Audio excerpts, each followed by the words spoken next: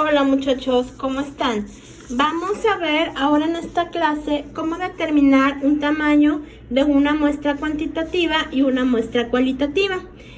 Vamos a comenzar con la muestra cuantitativa. Cuando hablamos de cuantitativo nos referimos a cantidad. Una característica que va a tener este tipo de investigación y de muestreo es que los resultados siempre se van a dar en un número, ¿sí? El resultado siempre nos va a dar un número.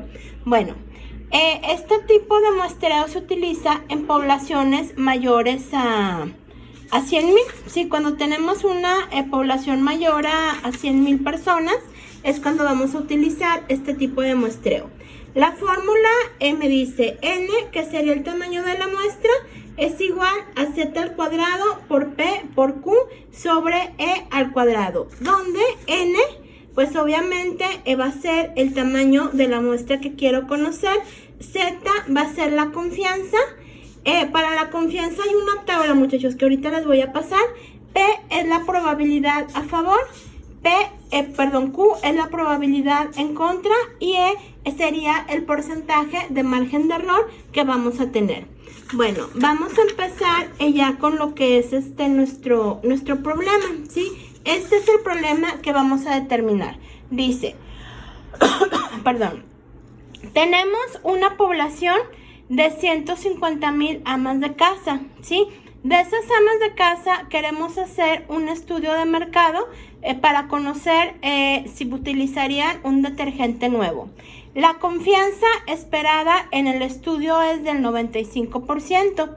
Es decir, nosotros esperamos que con el tamaño de la muestra o la investigación al tamaño de la muestra contemos con datos al 95% eficientes. Vamos a determinar, bueno, el tamaño de la muestra. Aquí estamos hablando de un muestreo cuantitativo, muchachos, es decir, que vamos a determinar la cantidad. Bueno, ya que vimos el problema, la fórmula que vamos a utilizar es esta, ¿sí? Donde n es igual a z al cuadrado por p por q entre e al cuadrado, donde L va a ser la muestra, Z va a ser la confianza, P es la probabilidad a favor, Q es la probabilidad en contra y la E va a ser el margen de error. Entonces, si nosotros sustituimos los valores de la fórmula, ¿sí? Me quedaría así. N va a ser mi incógnita, es decir, es la muestra que voy a buscar. Z sería mi confianza. Aquí el problema nos dice, en los datos del problema dice que la confianza esperada en el estudio es del 95%. Es decir, aquí Z, que es mi confianza, sería del 95%. Existe una tabla, muchachos, donde nos va a dar una constante sobre el 95%. Se supone que los niveles de confianza aceptados es del 80 al 99.9% de confianza en un estudio en base a muestreo. Entonces, esos niveles de confianza desde el 80 hasta el 99.9% nos van a dar un valor. Miren, esta es la tabla, ¿sí? Si ustedes se fijan, aquí me dice que los niveles de confianza comunes van del 80, aquí lo tengo, del 80 al 99.9% y a cada valor, si ustedes se fijan, les da una constante o les da un valor crítico. En los estudios para determinar el tamaño de la muestra, generalmente los más utilizados son el 90, el 95 y el 99%. Bueno, en este caso, nosotros estamos utilizando un nivel de confianza del 95%, que según mi tabla que hay aquí, que es el 95, me daría un valor constante de 1.96, que es el que yo aquí voy a aplicar en la fórmula. Es decir, del nivel de confianza del 95% voy a poner 1.96 en el valor. Luego me dice P y Q. P se refiere al nivel de confianza y P se refiere a la probabilidad a favor y Q se refiere a la probabilidad en contra. Siempre, muchachos, sobre todo cuando no existe un estudio o un análisis previo, esas constantes de P y Q van a ser al 50 y 50, es decir, tengo el 50% de probabilidad a favor y el 50% de probabilidad en contra. Vamos a utilizar nosotros siempre estas dos, 50 y 50, que convirtiéndolas a decimales sería .50 y .50.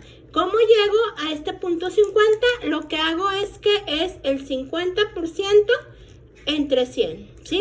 Aquí también es igual 50% sobre 100, me va a dar .50, es decir, voy a tener .50 de probabilidad a favor y .50 de probabilidad en contra.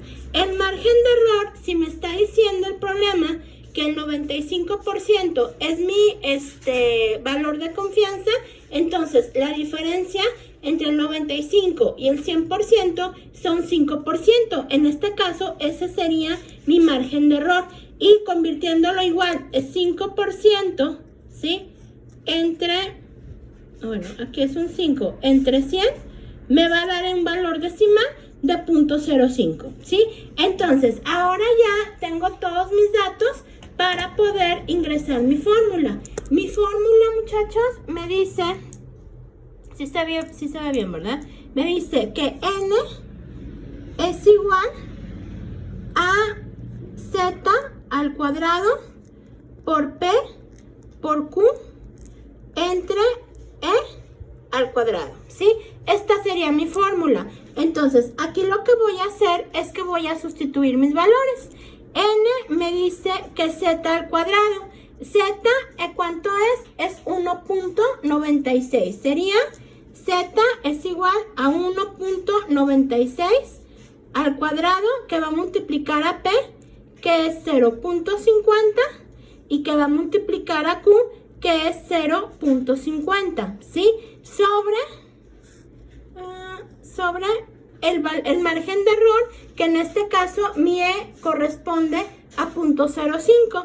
Entonces aquí yo pondría 0.05 elevado al cuadrado, ¿sí? Entonces N, ya sustituyendo mis fórmulas, sería 1.96 al cuadrado es 3.8416.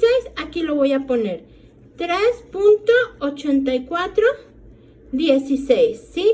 Que va a multiplicar. Aquí ya no tengo más que hacer, más que multiplicar. 0.50 por 0.50, ¿sí?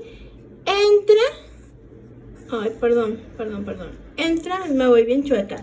0.05 al cuadrado, que me va a dar un resultado de 0.0025, ¿sí?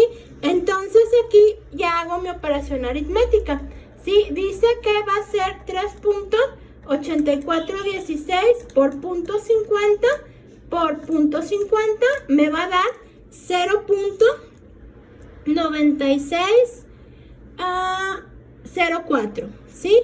Sobre, acuérdense que tengo que dividir entre 0.0025, ¿sí? Entre .0025 me va a dar un resultado de 384.16.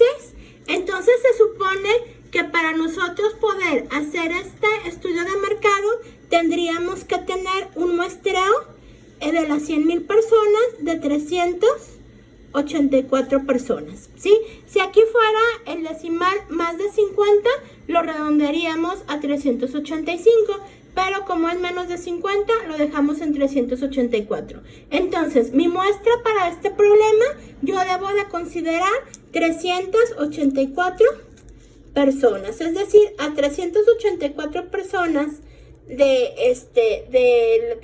la población, voy a seleccionar 384 mujeres y con ellas voy a hacer el estudio de mercado sobre mi detergente nuevo, ¿sí? Espero, bueno, que les haya quedado claro. Cualquier duda, cualquier pregunta, cualquier comentario, pues lo vamos a ver de todos modos en la videoclase, ¿sí? Que tengan bonito día.